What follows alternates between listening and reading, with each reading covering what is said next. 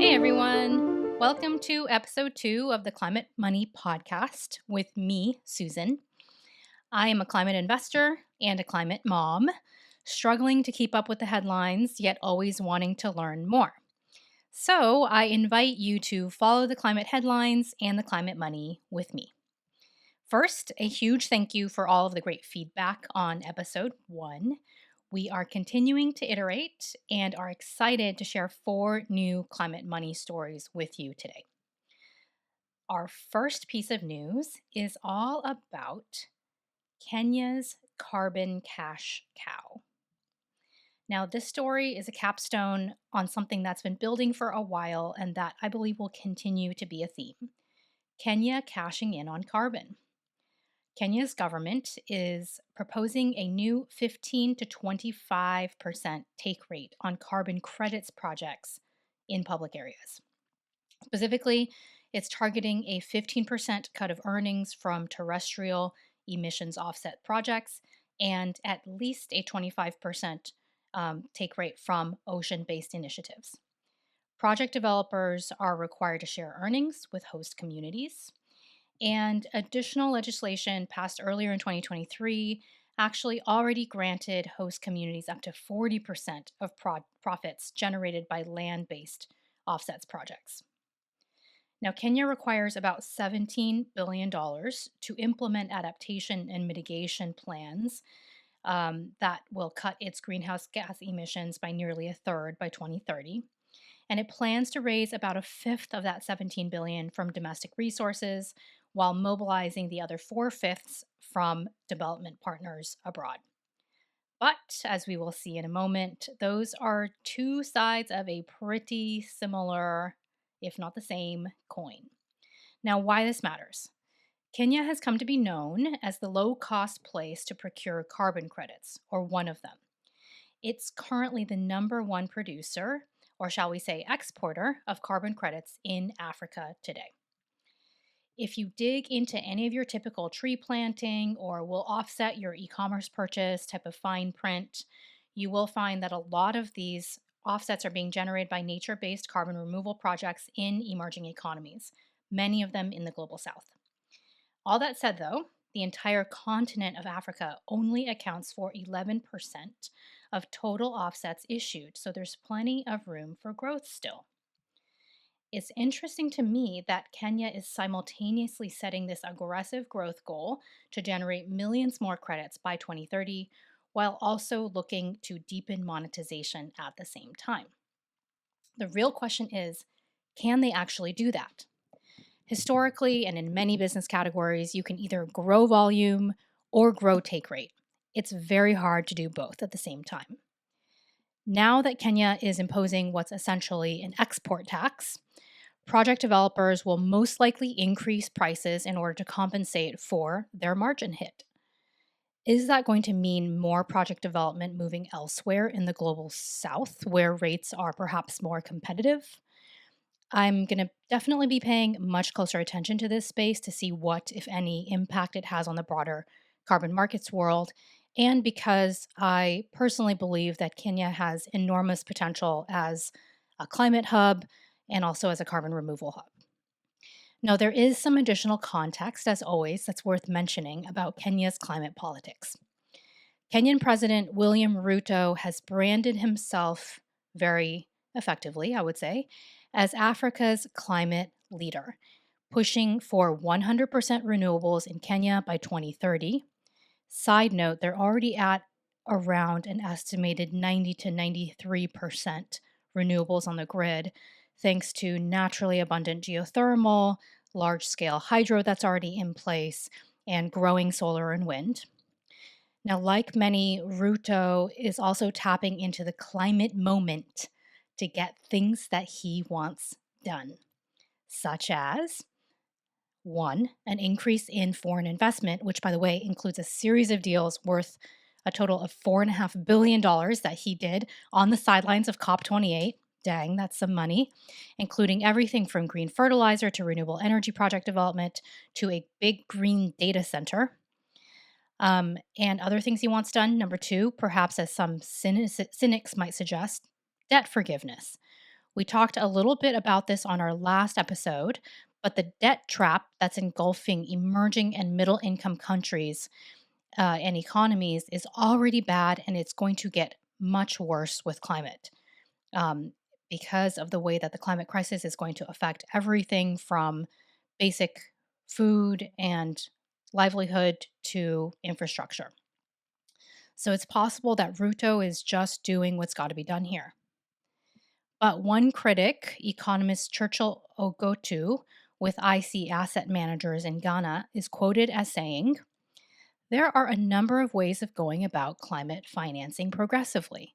The emphasis of retrospective measures, such as debt restructuring, just shows how some countries are piggybacking on the climate financing agenda as an alternative to fiscal discipline."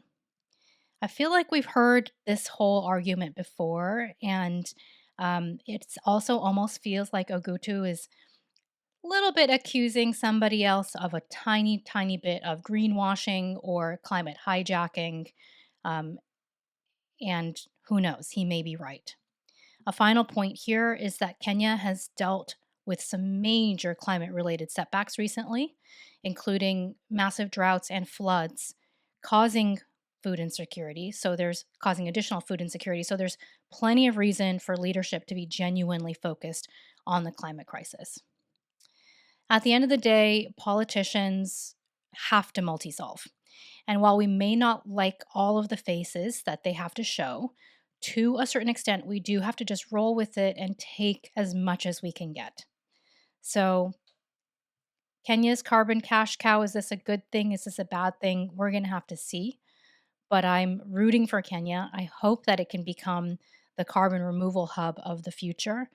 And I hope that it can grow both supply and its own internal revenues from it at the same time. Now, speaking of politicians, this brings us to our second story, Solyndra 2.0, big question mark. There has been a rumbling on Capitol Hill in the United States that congressional Republicans are targeting the $400 billion Department of Energy Loan Program Office run by none other than climate pioneer Jigar Shah. Republicans like Senator John Barrasso from Wyoming, who used to be a denier, but in recent years switched over to a more climate acknowledging agenda, specifically focused on nuclear and carbon removal, of course, are suggesting that Solyndras, big and small, are lurking plentifully amongst the recipients of the Loan Program Office's loans. Some quick recent history here. Solyndra was the once high-flying solar panel manufacturer that received $535 million in loan guarantees from the U.S. Department of Energy and then collapsed due to financial mismanagement just 2 years later. Okay, back to the story. Barrasso and other Republicans are saying that they're set on rooting out these energy transition houses of cards as evidence of financial mismanagement within the LPO, which would be a pretty sharp election dagger against President Biden here in an election year. Why this matters should be very obvious, but I'll just spell it out. The LPO has been supercharged with money from the IRA in the last year and a half, and it has been very busy. It's already deployed billions of dollars in loan guarantees and appropriated billions more in credit subsidies. It is a big backer of late-stage climate tech with commitments to redwood materials, core power, Lee cycle, and others. And by the way, several of those recipients, especially among those just named, are relatively tender startups, meaning even though they're growth stage, they're certainly not incumbents yet, and they have a roster of venture investors and valuations ranging from half to multiple billions of dollars. Although, as a side note here, the biggest recipient to date of an LPO loan is at $9.2 billion is a joint venture between Ford and SK On, a South Korean battery company. Now, if Republicans go on a witch hunt to dig up LPO dirt, even if they don't find anything, it may slow down deployments. If they do find something, then it will be a well-utilized gotcha for an anti-Biden camp in the run-up to the 2024 presidential election, which itself is the elephant in the climate party room that no one is talking about enough.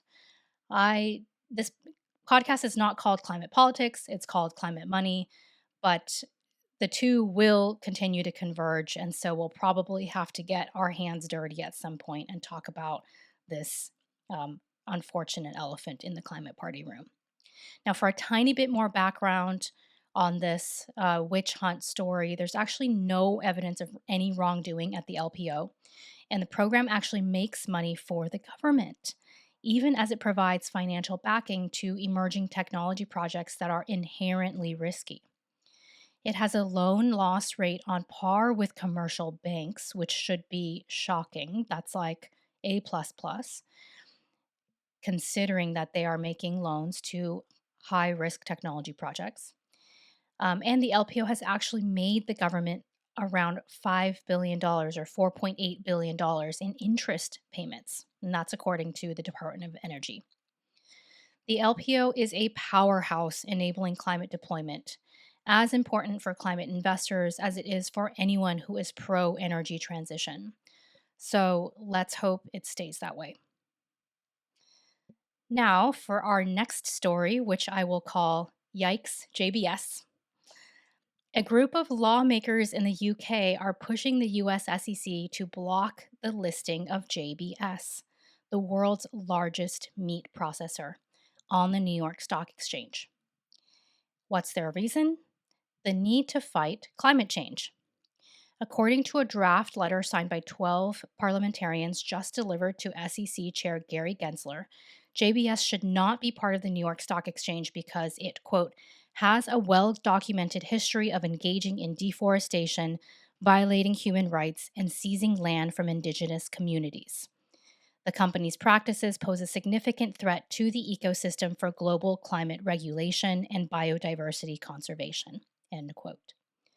The UK group has organized themselves under the war cry of Ban the Batistas, referring to the family that owns the majority of JBS. Now, here's a little background, since you might not be a JBS follower like I am. JBS has a very poor track record of being a clean actor, doing things like bribing food safety inspectors, which is a big yikes, attacking indigenous landowners, perpetrating illegal deforestation of the Amazon, and engaging in so-called cattle laundering, which simply refers to passing off dirty rainforest flattening cattle as so-called clean cattle that didn't contribute to deforestation. Now, why does this matter? Aside from the fact that JBS is the world's largest meat processor and touches the vast majority of animal products that come through our doors and stores, JBS is coming into its NYSE play off of 3 of its most profitable years in history. In 2020, the company generated $52 billion of revenue, up from the previous year. In 2021, the company generated $65 billion of revenue, way up from 2020. And in 2022, the company generated $73 billion of revenue, again, way up from 2021. Now, recently, the company started talking more about ESG monitoring, but in reality, due to their very complex supply chain that includes suppliers, sub-suppliers, and sub-sub-suppliers, they have a very hard time actually monitoring what they're really getting and from where. Now, despite all of the money coming in as revenue, margins are very thin in their business. So the company is looking to expand their financial pipeline by gaining access to a bigger, better pool of institutional investors, as only a direct New York Stock Exchange listing could confer. This is all to fuel further growth, so they can go from being the world's number 1 meat processor to being the world's number 1 meat processor. Now, in this letter from UK lawmakers, the text reads, quote, JBS, the biggest meat producer globally, has a well-documented history of engaging in deforestation, violating human rights, and seizing land from indigenous communities. As a global food leader looking to increase its growth and influence, the company's practices pose a significant threat to the ecosystem for global climate regulation and biodiversity conservation. We believe that you are aware, through the extensive media coverage and reviews of regulators, including the SEC, of the alleged and actual corporate malpractice at JBS. End quote. Pretty pointed language. But, and there's always a but, or even a few, the letter was signed by less than 2% of the 650 total members of parliament, so is by no means a majoritarian effort, though it did include notable members like Zach Goldsmith, who's the former Minister for Energy, Climate, and Environment. It's not clear if will have any impact beyond signaling, though, because here's the thing. JBS is already listed on the stock exchange. It's just issued as ADRs, or American Depository Receipts, which are a mechanism that enables US buyers to buy shares in foreign companies. And the thing about ADRs, though, is that even though you could go and buy some JBS in your brokerage account right this very moment, for institutional investors, they do imply more FUD, more fear, uncertainty, and doubt than a regular direct listing. And we know that uncertainty is the enemy of liquidity. Being directly listed can lead to higher trading volumes, which attracts more investors who may want to enter and exit positions with fewer barriers. Finally, the company also makes less money on ADRs because it has to pay an intermediary bank to administer that whole process. So in sum, JBS could dramatically grow its market capitalization without even necessarily growing its business, even though that is happening anyway, simply by getting its stock listed. Whatever ends up happening here, and I personally do assume the listing will go through, there is one silver lining. Being directly listed on the New York Stock Exchange subjects JBS to greater regulatory oversight, which could force them to clean up their act. If that's even possible, let's be real. They'd face much stricter reporting standards, they would have to get independently audited, and they would have to add independent board directors, among other things. Now, if the SEC ever gets their act together on their climate disclosure rules, this could actually be a big case of be careful what you wish for, JBS. In our last story, and in another food-related story, moving in sort of the opposite direction, even as Upside Foods gets pre-market USDA approval to sell cell-based proteins in the US, following Singapore's truly landmark regulatory approval of Eat Just's cultured meat products 3 years ago, Italy and France are not doing that. Italy's far-right government has banned cultured meat. They did this last month, including its production and sale within the country, and now this sentiment is spreading to other European countries. France's Conservative Party, the Républicains, has just issued a proposal to ban cultured or cell-based meat in France as well. The proposal states that cultivated meat poses a, quote, threat to livestock farming and breeding. Now, here's a little more background. France is, somehow no surprise, the EU's biggest beef supplier, as well as its third largest pork producer. So it's no surprise that it wants to maintain a sense of French tradition to buoy demand for one of its biggest exports. The French Farmers Union, Fédération Nationale des Syndicats d'Exploitants Agricoles, FNSEA, is not only powerful throughout the EU, but also incredibly powerful in France. France receives the highest amount of Common Agricultural Policy subsidies of any EU country, and just as a reminder, the Common Agricultural Policy, or CAP, is essentially like a USDA, but for all of Europe, or all of the EU, I should say.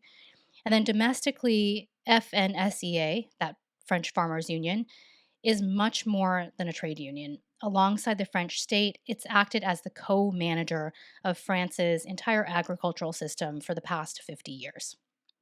Now, back to meat in France. The French ate nearly 85 kilos of meat per capita last year, which is double the global average. But food has seen about an 11% rate of inflation in France, a market dynamic creating an opening, potentially, for a new entrant.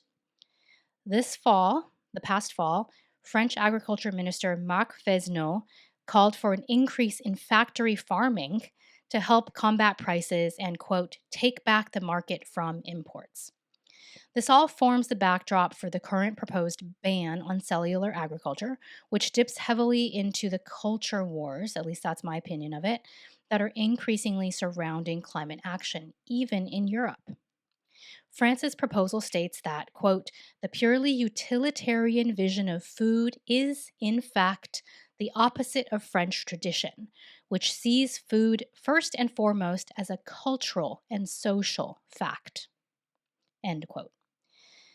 This whole thing leans on concepts of Frenchness, naturalness, and French tradition as core pillars of its argument against cell-based ag. Case in point, Julien de Normandie, the former Minister of Agriculture in France, has previously said, is this what we want for our children as a society? Moi, non. Me, no. I will clearly state it. Meat comes from the living, not laboratories. You can count on me in France. Meat will remain natural and never artificial. Which, of course, is ironic because there is nothing natural about the factory farming process, from its inputs to its operating mechanisms to its output, which is whole cut meat or maybe whole cut meat with ingredients. As a side note, and a personal side note, this reminds me of an interesting controversy we studied in high school French class. Decades ago, the history textbooks in France started with the line, Nos ancêtres les Gauls. The controversy, of course, was that for millions of France-born French, their ancestors were not the Gauls. Instead, they hailed from North Africa, from the Middle East, from Asia, from sub-Saharan Africa, and many other places. So the introductory line of our ancestors, the Gauls, was not really speaking to everybody. Let's just say that. I think they've since replaced this 1950s-esque language in the textbooks, but the rhetoric of tradition and identity is clearly still going strong in France, in a new way. Now, why this matters? In Italy, where the cultured ag ban is already in place as of at least 1 month, you can get fined between 10 and 60,000 euros for each violation. Meanwhile, in France, cultured meat technology companies have raised tens of millions in venture funding and would be negatively impacted if the proposals were to pass into law. Interestingly, at the same time, a small survey of 118 French residents last year revealed that 80% of respondents would like to try cultivated meat, but believe it could have a negative impact on the animal industry. They're right, and everyone knows it. If successful, something like this could have a domino effect onto other markets. There's already action happening in this direction in Romania, and Florida House Republican Tyler Surois recently introduced a bill to ban, quote, the production, sale, holding, and distribution of cell-cultured meat within the state, and thus imposing criminal penalties on anyone violating these rules. So that upside food steak that you're holding onto could be contraband. Now, even if none of these laws pass beyond Italy, where they already have, this is sure to dampen investment and innovation in a space where we desperately need change.